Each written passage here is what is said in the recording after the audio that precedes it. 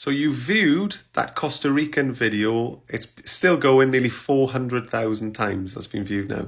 And I can see it sparked a lot of people's imagination. Yesterday, I produced a video on life in Costa Rica. And it was kind of tried to be as balanced as I could within it. You seem to really, really enjoy it. And there was loads of you asking for a video on the drawbacks for the sake of balance. And so I'm going to do a longer video now for you. Talking about the drawbacks of living in Costa Rica.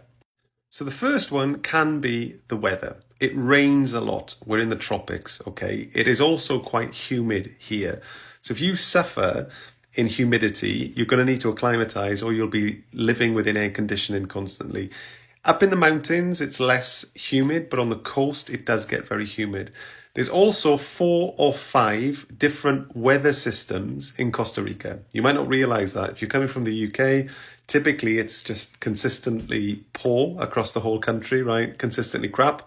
But in Costa Rica, depending where you are, there's 4 or 5 different weather systems, which will mean it rains at different times of the year. So you need to do your research on areas and if it's when it's going to be raining and when your visit is, etc.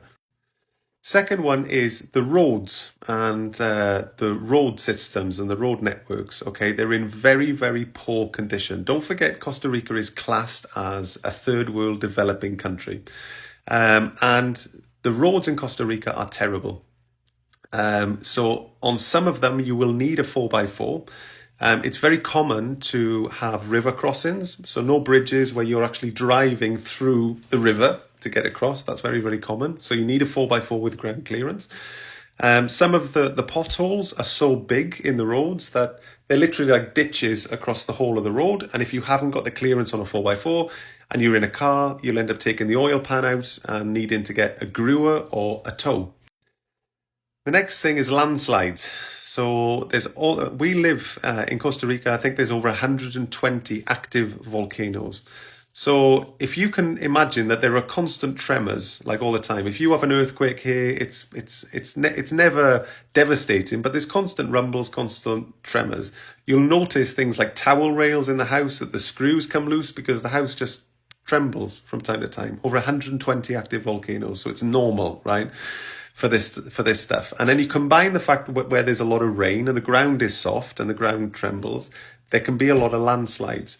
There's been instances where people in buses, parts of motorways have just collapsed and have collapsed down the side of mountains where there's been, 30 odd people who have been injured as a bus has just gone down a ravine where there's been a landslide.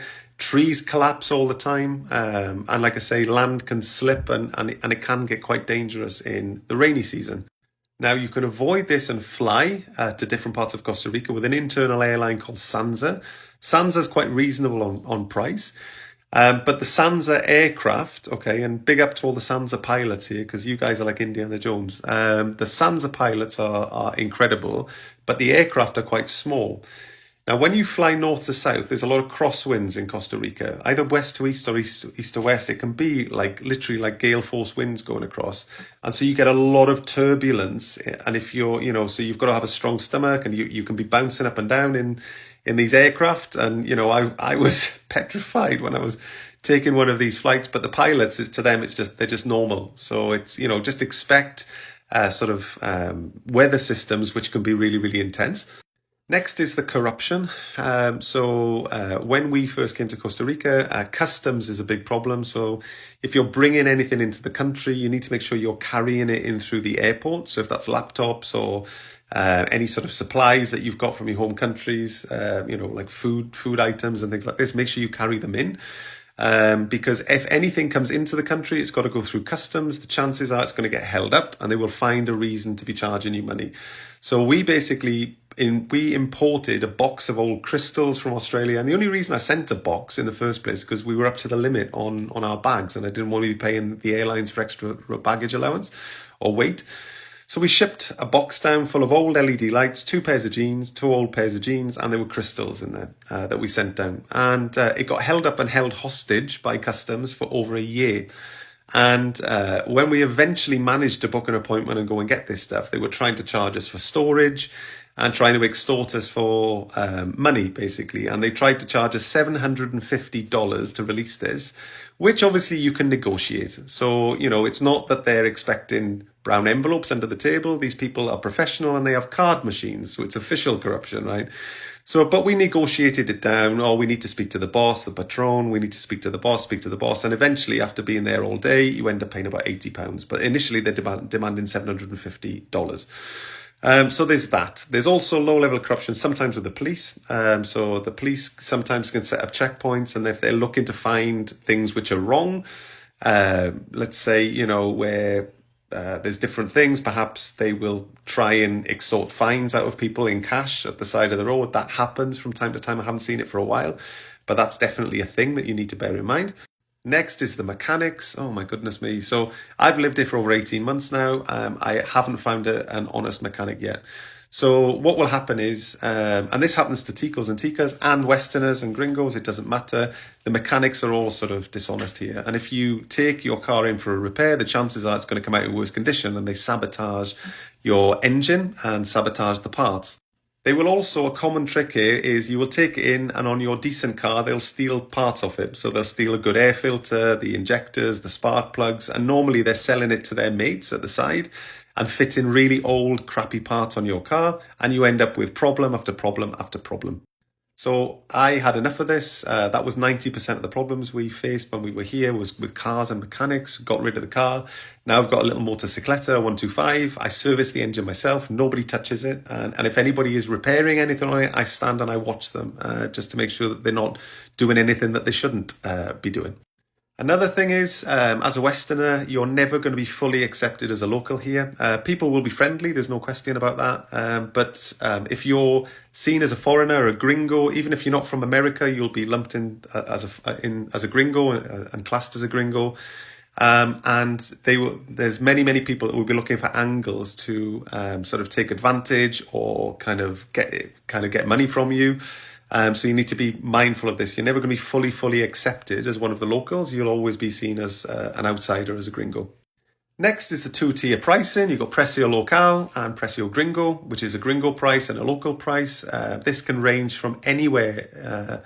In tourist areas, you will have restaurants that will have two menus sometimes, which is menu Inglés and menu Español. Both the same food in the same restaurant, and obviously the English menu has different higher prices than the Spanish menu. So they'll be charging tourists more money than they'll be charging locals for the same food. So that's a tip for you. Always get the menu Español if you can. I witnessed in I'm not going to name the town, but there was an American tourist that came in. She was wearing a bum bag or a fanny pack stuffed full of dollars. You could just see it within there. And it was like a fruit and veg shop. And I'd gone in to get a juice, which was about $1. And she asked the person behind the till, the other side of the shop, or how much in American, and she had one pineapple and one small bottle of water. And the guy behind the counter, because she was asking in American, could see the bum bag, he charged her $12 for one pineapple and one small bottle of water. He kept a straight face while he did it, and she paid it. So again, don't come at me saying, oh, why didn't you point this out? It's not my business to get involved in things like this. I'm not looking to make any enemies. And maybe it's a lesson that she needed to find out, but that should have been like a couple of dollars at the most. She got charged $12. Things on the coast will be 6 to 7 times more expensive than they will be inland. That's anything from car rental to accommodation to food. To anything, pharmacy, anything is 6 to 7 times more expensive than what you would pay inland. So just bear that in mind. If you're flocking to the coast and judging the whole of Costa Rica on how much it costs at the coast, it doesn't. There's different markets and there's different prices for things depending where you are in the country. The local currency is colones. Anywhere that's charging in US dollars on the prices is going to be overpriced. Simple as that. I went to Nosara. Nosara doesn't have any roads. It's famous for surfing and things like this. And I remember I had 2 small average juices in somebody's shed, essentially, and he charged us $22 for 2 juices. So it's crazy how expensive it is and how overpriced and how little sort of value for money you get in the coast.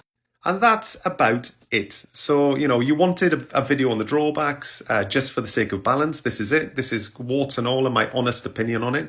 Overall, Costa Rica is absolutely amazing. What I've given you there is a tiny bit of the negative, but the vast majority is positive, and I totally recommend it. Take care.